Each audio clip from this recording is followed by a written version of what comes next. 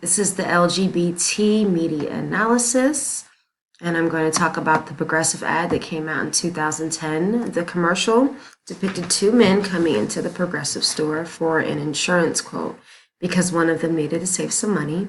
I think it's a good example of a gay vague ad because they don't make it clear whether they're a couple or just friends, but the way they interact suggests that the men may be a couple.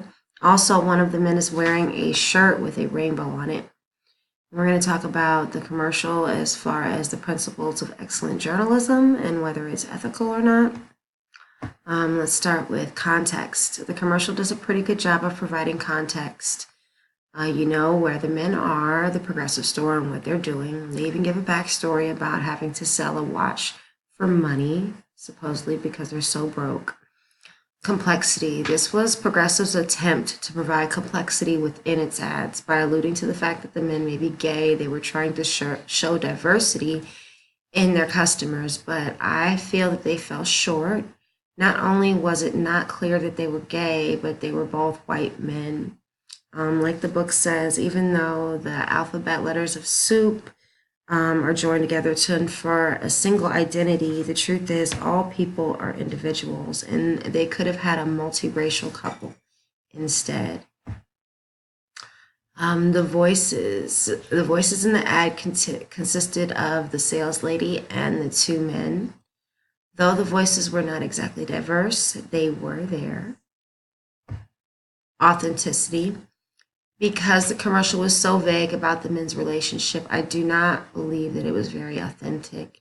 The LGBT community buys insurance too. The least advertisers could do is acknowledge them. Proportionality. This commercial does not achieve proportionality, in my opinion. They do not show diversity within the LGBT community, so that does not conclude proportionality, nor do they acknowledge the characters as openly gay.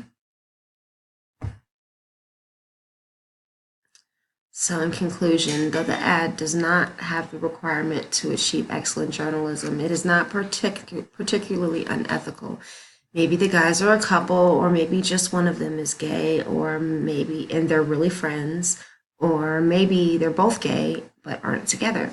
By being vague, they leave it to interpretation and thus avoid any mishaps, which I think is okay because the book talks about how if a person's sexuality isn't really necessary for the story, you should kind of leave it out. And unless they were buying insurance as a couple, I don't think it was really necessary to talk about them being a couple. So I think this is a good example of where being vague is okay